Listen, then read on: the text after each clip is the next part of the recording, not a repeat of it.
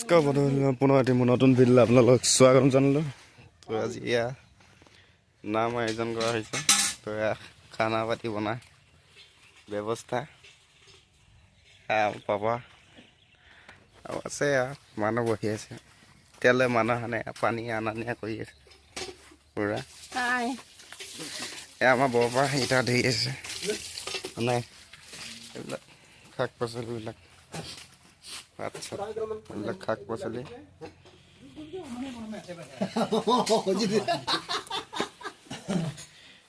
পাচলিবিলাক তো আমাৰ চাহ হাতত সেয়া লাগি আছে।